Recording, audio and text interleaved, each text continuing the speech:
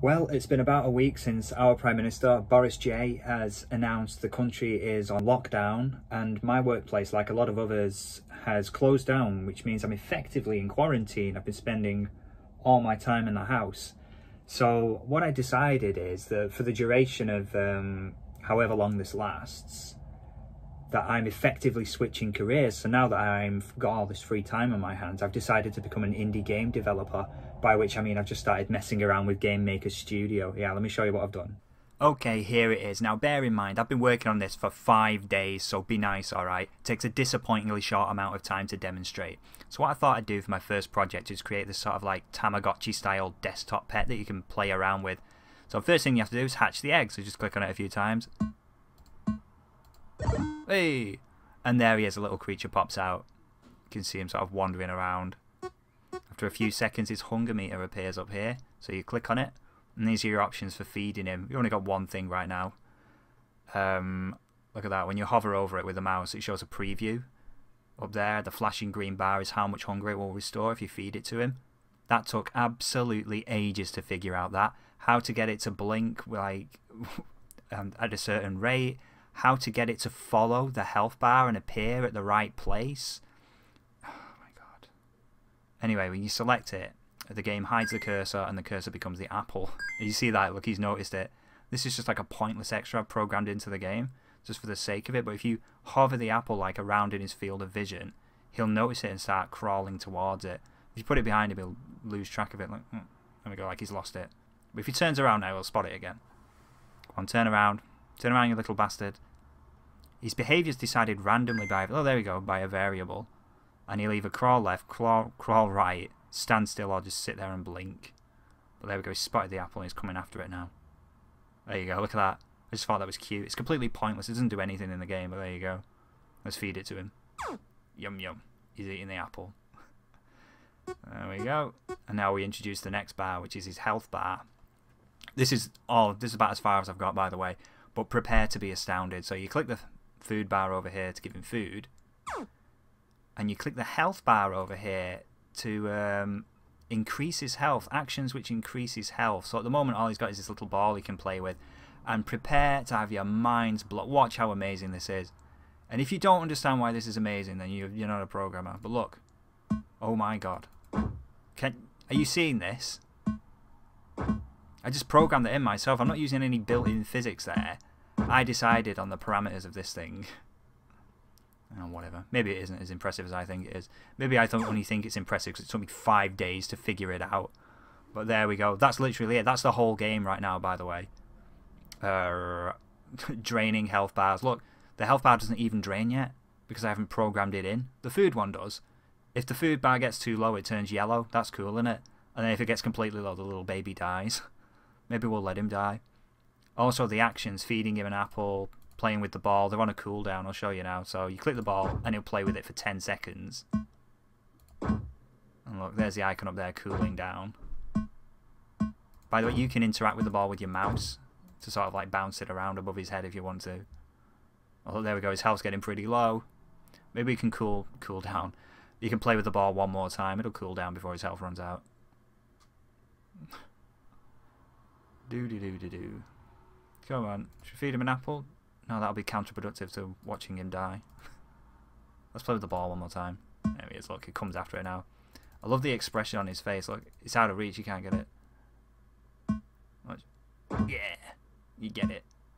But you have to do all sorts of little things, like, for example, I found that if he was up against a wall, he could bounce the ball back indefinitely, so I had to add a line of code which said he could only strike the ball once every half a second. Oh look, he's dead. But he's still sort of wandering around. See, you run into all sorts of problems when you're programming. So his behaviour is designed by an alarm that goes off once every 3 or 4 seconds, which randomly sets a variable between 0 and 3, being like stand still, crawl left, crawl right, and blink. And that variable is still going now, so I have to go back into the code and reset that so that when he dies it deactivates the alarm, and so he doesn't turn into a sort of wandering corpse.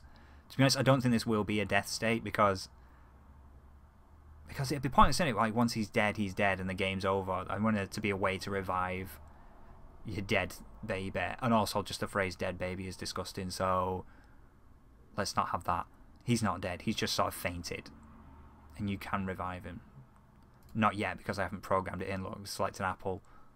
Oh, that's weird. See what I mean? I'm running into more bugs, so if you try and select the apple while it's dead, it still gives the health preview. Oh, and his health is still going down from the looks of things. See, I'm still learning things about my own game. So even though his health bar is at negative, it just keeps going negative. Right, I've clearly got some work to do on the death state. It's not death state, the passed out state. Anyway, let's see. What else have I been doing?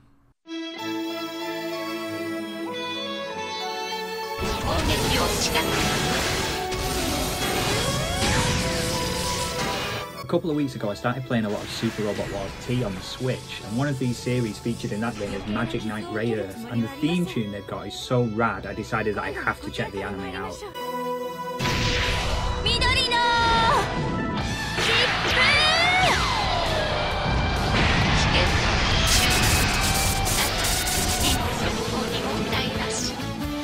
Now unfortunately, you can't buy Magic Knight Rayearth on DVD in the UK, what a shock. But what you can get is Rayearth, the 3-episode OVA, which was made a couple of years after the series. I think it was a few years after, around early 2000s, late 90s I think. This DVD was produced in 2000, I think the Japanese OVA itself was 1997, I think, and then the UK, whatever, English language version came out a few years later. Now just take a look at this. Look at it. If you're of a certain generation, this is creating massive nostalgia for you right now. The Manga Entertainment logo there, who confusingly brought anime over to the UK under the name Manga.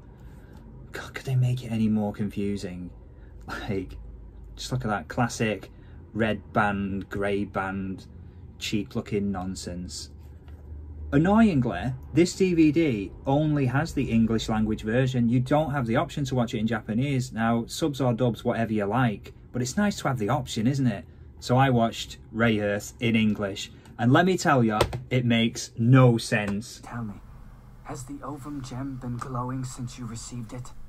I'm really not sure. Nothing makes any sense. There's 3 options. 1, I'm too dumb to follow it. 2, it never made any sense. 3, it did make sense originally, and then something got lost in the translation. I don't know which of those things. All I can tell you is I could not follow it. And as a result, I didn't really like it. What's the point of this now, me telling you this? I don't know. I think what I'm more interested in is the nostalgia factor of manga entertainment. What I might like the most about the show is checking out the special features, and by special features I just mean trailers for other manga entertainment products you can buy. And the trailers, they're the most early 2000s thing I've seen in a long time, possibly since the early 2000s. Just check it out. And what I think, there's 2 things that make the trailer early 2000s. One is like the font, the bare bones basic Microsoft clip art / PowerPoint font that flies across the screen for the titles of the shows on some of them. And the other thing is the music, which is like the most, like, it's this really weird frenetic techno music, you know, like the soundtrack. Remember the first Resident Evil movie, like that had that Marilyn Manson soundtrack? It sounds like that. Check it out.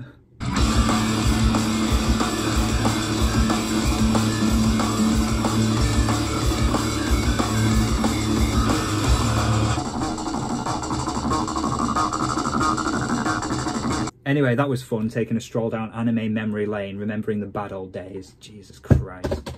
What else have I been doing? Oh yeah, I started playing River City Girls.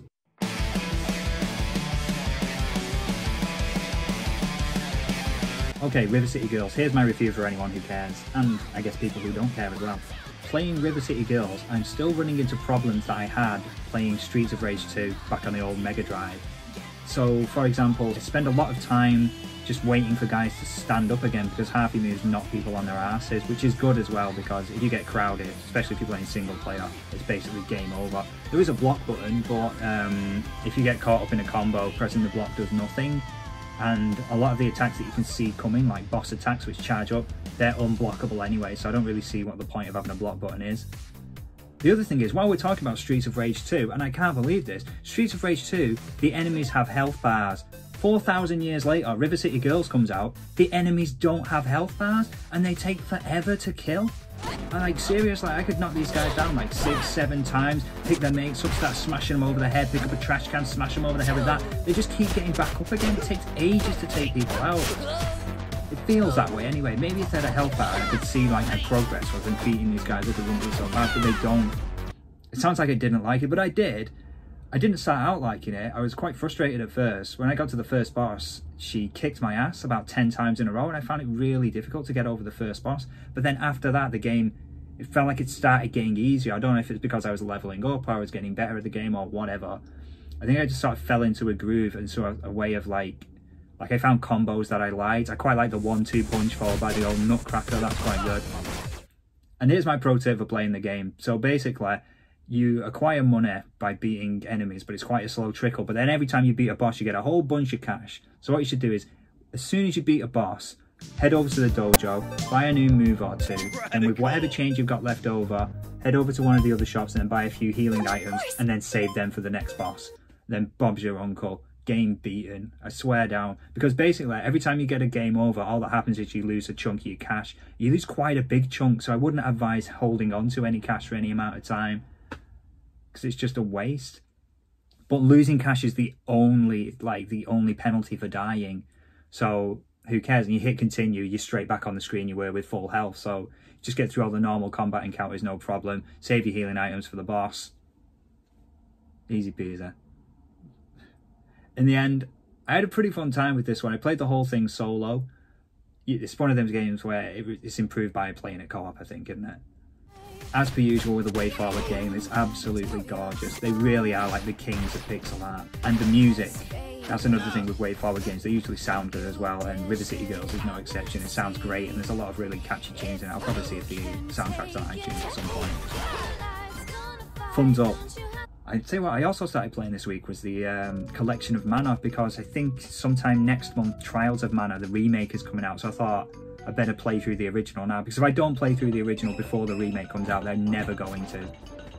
It wasn't clicking with me at first, Trials of Mana, but then I started playing it in handheld mode, and for some reason that made all the difference. Suddenly just holding this little game in my hands, having this little colourful thing right in front of me, and relaxing, like lying down playing it.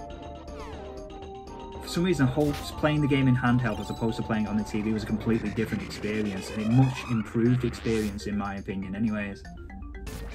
So I'm looking forward to getting into that. So that's probably what I'll be doing next week, is just like working on my stupid Tamagotchi game a bit more and playing a little Collection of Mana, Trials of Mana, if I can be bothered. I mean, I'm quite flighty when it comes to games, so my attention can get diverted very easily, so who knows, maybe I'll switch over to Oninaki or play a few more levels of Super Robot Wars T.